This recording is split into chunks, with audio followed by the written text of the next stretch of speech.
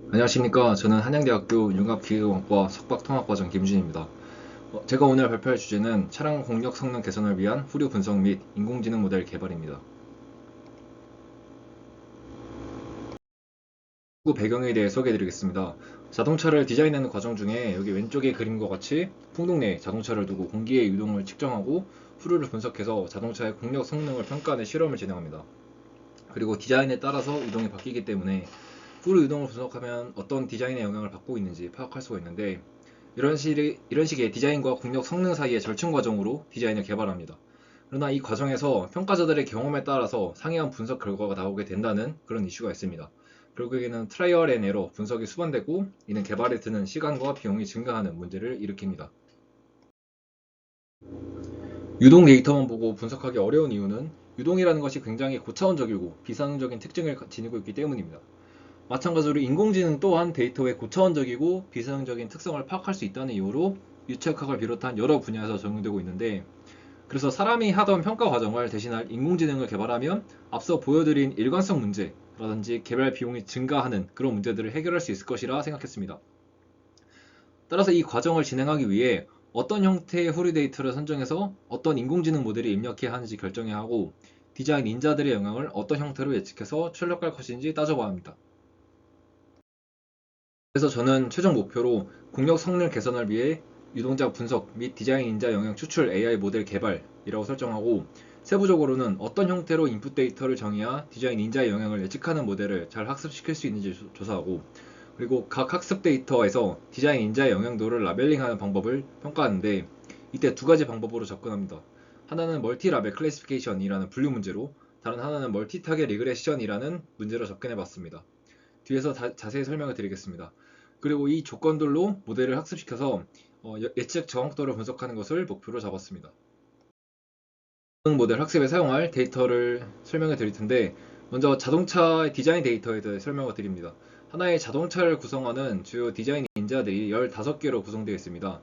얘네들을 각각 D1부터 D15까지 이름을 붙인다면은, 예를 들어서 D1에 D11이라는 수치를, D2에는 D21이라는 수치, 이런 식으로 15개의 수치를 부여하면 이들을 하나의 조합으로 묶어서 하나의 자동차 디자인 조합으로 정할 수 있습니다. 총 72개의 디자인 조합들을 만들고 이에 해당하는 자동차 형상들을 제작했습니다. 그 후에 이 72개 자동차 형상에 대해 후류 유동을 측정했는데, 주 이동 방향을 X축으로 잡고 X방향 일정 거리의 YZ 평면에서의 이동을 측정했습니다. 이렇게 측정한 데이터로 속도 벡터장과 월요 벡터장 두 개를 확보하고 연구를 수행했습니다. 이렇게 정의한 학습 데이터를 학습시키기 위해 저는 레지넷 18이라는 기반의 모델을 가져왔습니다. 레지넷이라는 것은 레지디얼 뉴럴 네트워크 약자인데, 이미지 분류를 위해서 개발된 CNN 중의 하나입니다. 아래 그림처럼 레지디얼 블럭이라는 기본 구조들로 되어 있는데, 아웃풋에서 인풋의 정보를 한 번 더 가져오는 구조라고 보시면 됩니다. 주요 특징으로는 모델 학습 시에 미분값이 점점 줄어드는 문제를 해결했다고 합니다. 이 레지넷 18 모델의 마지막 부분에 15개의 정답값들을 낼 수 있는 레이어 하나를 더 추가해서 디자인 인자들의 영향을 출력하도록 했습니다. 이 데이터들을 추가로 전처리 해줘야 되는데, 72개의 데이터라는 것은 인공지능 학습을 위해서는 굉장히 적은 양입니다. 그래서 데이터 수를 늘려줄 필요가 있고, 그리고 저희가 필요한 정보가 절대적인 디자인 인자들의 수치보다는 디자인들이 어떻게 변하고 있는지이기 때문에 디자인 인자와 유동의 변화와 관련된 데이터를 생성해줍니다. 아래 그림과 같이 생성해주는데, 72개의 자동차들, 디자인 조합들 중에서 임의로 2개씩 뽑아서 걔네들끼리의 디자인 인자들을 비교를 하면 어떤 디자인 인자 비교 데이터를 만들 수 있고, 각각의 이제 후류들끼리 비교를 하면 어떤 후류 비교 데이터를 만들 수 있습니다. 이런 방식으로 진행을 하면 72개 데이터에서 2556개 데이터로 늘릴 수 있고, 이 데이터들을 이제 7대3으로 나눠서 학습과 테스트에 활용을 했습니다. 이때 후르들끼리 비교를 할 때 비교 대상이 스칼라라면은 차이값을 적용을 시켰고, 비교 대상이 벡터라면은 아래식으로 정의된 코사인 시뮬러리티를 적용시켰습니다. 그 다음에는 학습에 사용한 인풋 데이터들의 설명을 드릴 건데, 대표로 사용한 3가지 종류의 인풋 데이터들에 대해 학습을 해보고 예측 정확도를 기준으로 모델 개발에 가장 효과적인 데이터가 어떤 형태인지 결정하는 방식으로 진행했습니다. 그리고 데이터가 좌우 대칭이기 때문에 좌측 절반만 사용해서 학습에 드는 코스트를 줄였습니다. 첫 번째는 후류의 이제 주 유동 성분, 즉 UX의 차이값을 그대로 사용한 경우인데, 이 데이터는 기존에 사람이 유동을 분석하던 방식에서 사용하던 그 데이터 형태입니다. 두 번째는 두 차량의 이제 와류 벡터장끼리의 코사인 시뮬러리티를 그대로 인풋 데이터로 사용한 경우고, 세 번째로는 주 유동 성분, UX 성분의 그레디언트 벡터장, 즉 델 6의 벡터장의 코사인 시뮬러리티를 인풋 데이터로 활용한 경우입니다. 이때 스칼라 펑션의 그레디언트 벡터장을 구하면 그 해당하는 이미지에 특징이 되는 엣지들을 잘 파악할 수 있다라는 장점이 있어서 사용을 하게 됐습니다. 이제 데이터들을 학습시킨 문제 접근 방식 두 가지를 소개해 드릴 건데, 멀티라벨 클래시피케이션과 멀티타겟 리그레션 두 가지로 접근을 했습니다. 먼저 머신러닝 문제에는 여러 종류의 클래시피케이션 문제가 있는데, 이 중에서 멀티라벨 클래시피케이션이라는 문제는 한 데이터에서 다수의 클래스를 라벨링하는 문제입니다. 쉽게 얘기하면 정답을 모두 고르는 객관식 문제라고 생각하시면 됩니다. 저는 주어진 인풋 데이터에서 변화한 인자들을 모두 매칭시키는 문제로 생각하기 때문에 이런 멀티라벨 클래시피케이션 문제를 접근을 시켰고, 디자인 인자들의 변화의 유무를 기준으로 그 변화가 없으면 0, 변화가 있으면 1로 매칭시켜서 아웃풋으로 정했습니다. 이와는 별개로 멀티타겟 리그레션이라는 것은 한 데이터에서 다수의 연속된 실수값들을 예측하는 머신러닝 문제입니다. 0과 1로 정의되는 디자인 인자들의 변화 여부가 아니라 실제 변화된 정도를 수치로 예측하도록 학습했다고 보시면 됩니다.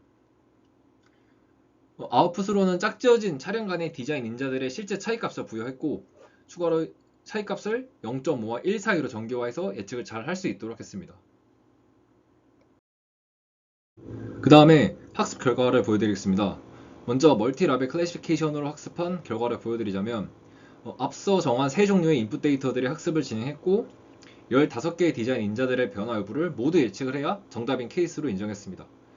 이에 따라 전체 데이터 수에서 정답인 데이터의 비율로 이제 에크레시를 정의를 해서 학습 정확도를 구한 결과가 아래와 같은데, 아래 그래프에서 이제 빨간색 테스트 에크레시를 보시면 됩니다.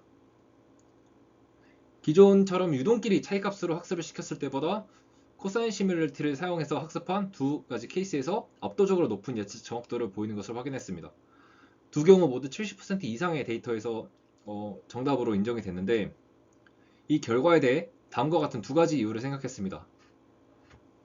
먼저 이 두 가지 경우에 대해서 인풋 데이터를 구하기 위해 속도 미분값을 기본적으로 사용했는데, 이때 각 데이터 포인트들에 인접한 데이터 포인트들이 사용됐다는 것입니다.